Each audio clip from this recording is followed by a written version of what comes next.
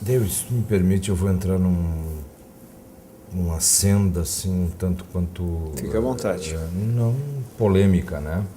Mas que há boa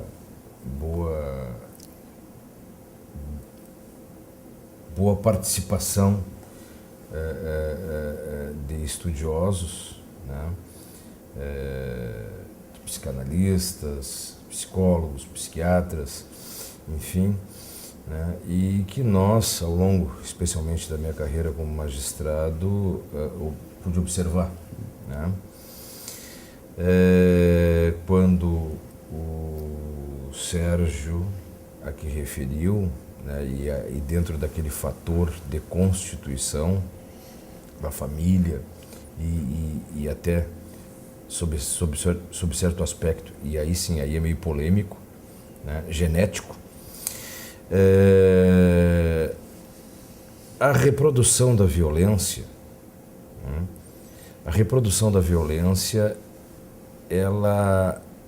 ela tem sim uma raiz, né? Ela tem uma raiz, né? A par das desigualdades sociais, mas ela tem uma raiz na própria raiz do ser humano.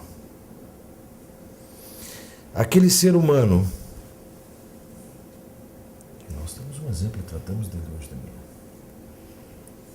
que teve uma figura paterna desde os seus primeiros dias de vida, o maltratando, o tratando a pauladas, o tratando a chicotadas, o levando para uma lavoura com 4, 5, 6 anos de idade, debaixo de açoites, e que chega aos 6, 7 anos de idade, simplesmente o abandona,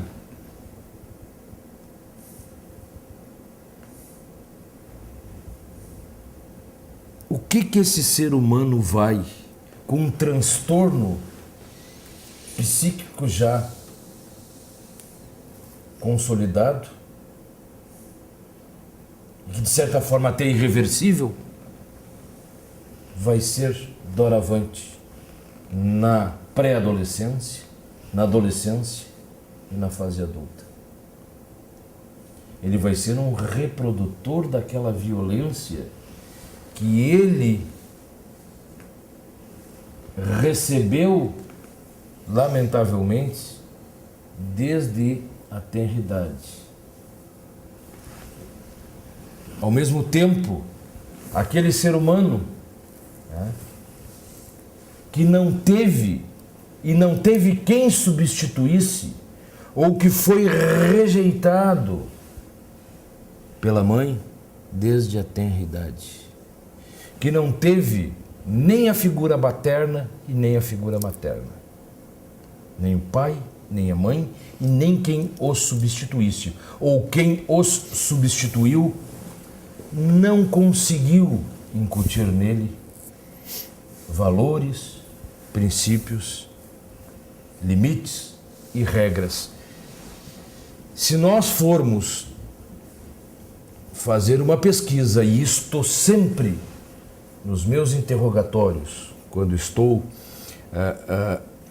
tanto na área da infância e da juventude, como na área criminal, eu pergunto sempre à pessoa, aquele ser humano que está na minha frente: quem foi o teu pai?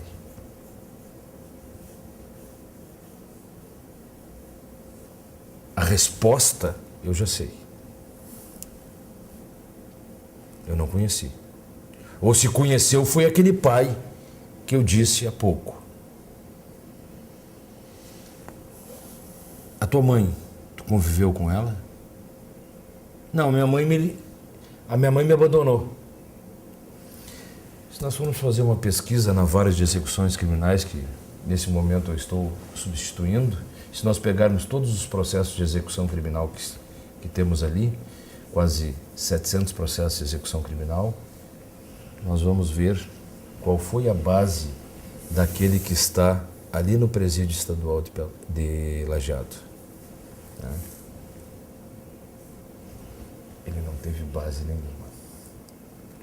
Ele só viu violência desde a tenra idade. E isto me remete a fazer um paralelo quando a gente fala em desigualdades sociais. E se nós formos para São Paulo, Rio de Janeiro, Porto Alegre ou aqui em Lajeado, nas populações de extrema vulnerabilidade, nós vamos ver que ali tem, né, seres humanos reproduzindo violência, mas ao lado dele nós temos seres humanos que estão tendo uma criação, né, embora de uma forma humilde, né, ele está tendo uma criação que vai tornar um cidadão, né? Não gosto de dizer, não gosto de usar essa expressão que aí remete o bem e o mal, mas ele vai ser um ser humano que vai se desenvolver culturalmente, que ele vai trabalhar, que ele vai ser útil, que ele vai ter uma família, né? Isto convive lado a lado. Aqui em Lajeado, temos vários exemplos, né? Em qualquer desses bairros mais vulneráveis. Então, a tão só desigualdade social não leva. Evidentemente que a desigualdade social, ela leva a essa perversão do consumismo capitalista, né? Isto deve, né? Sei, porque também não nasci em berço de ouro, e me lembro, eu acho que todos nós nos lembramos, né? Quando se via algo, eu me lembro da minha infância, meu Deus, o meu desejo era ter um autorama, passava na televisão, ou eu via um autorama, né? Nunca tive um autorama, mas o meu desejo, assim, isso incute, né? Isso vai incutindo em todos nós. Mas esses exemplos, né? Normalmente, a personalidade criminógena, né? Ela surge a partir da tenra idade. Esses exemplos, esses transtornos... Tu né? tá me provocando muito, eu quero dizer esses transtornos que surgem a partir da rejeição. Mas não seriam eles fatores de múltiplas causas? São de múltiplas causas, coronel. Só que se nós pegarmos estatisticamente o latrocida, o homicida, aquele que pratica os crimes mais graves, né, no contexto social, se nós formos olhar o passado dele, é um passado de rejeição, é um passado de ausência da figura paterna, é a ausência do amor, do carinho, do cuidado, né? Não só dos quando eu digo valores, eu digo cuidado, amor, carinho, afeto, né? Educação, limites, né? Eu acho que isso é um fator muito importante e que é muito pouco abordado na produção da violência. Mas tem um detalhe muito importante aí, de tudo isso que vocês estão dizendo, eu acho que é muito importante, muito claro que, por exemplo, a maioria dos crimes de roubo, de violência corporal, de assassinato, estão ligados, a grande maioria, às faixas pobres da população, e são eles que produzem isso, a maioria das vezes. Nós temos em todas as classes sociais, mas obviamente as classes mais pobres são onde estes casos ocorrem com muito mais clareza. Isso é verdade, claro que é. Vai num presídio e vê, né? Principalmente quem é que está lá. Isso é muito claro. Com isso, eu estou claro que tem face a violência no Brasil. Um tipo de violência tem face. Tá no palitinho. Tem face. Vamos lá, os dois, por favor. É que essas formas de violência são criminalizadas. Outras não. Outras formas, praticadas de uma forma até mais sutil que essas, com consequências às vezes muito mais danosas que essas, não são criminalizadas. É verdade. Vamos trazer um exemplo. Um furto qualificado, hoje, Dr. Johnson, né, ele é apenado com até 4 anos. Estou certo na minha análise? Um 5-5? Código Penal, até 4 anos. Sim. Um homicídio culposo no trânsito é apenado com até 4 anos.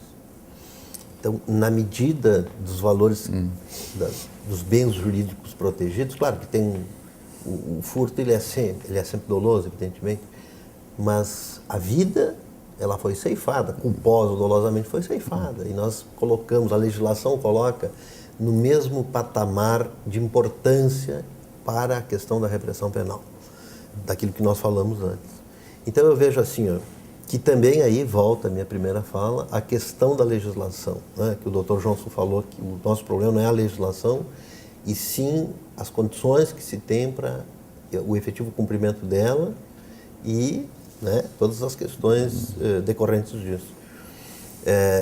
Está sim, nós temos sim um problema de concepção de legislação, porque evidentemente que quem constrói a legislação são aqueles que buscam, inclusive, nós temos segmentos no Congresso Nacional, por exemplo, que representam classes, que representam interesses, né? Visto agora recentemente essa questão do Código Florestal, dos embates entre determinados grupos antagônicos, né?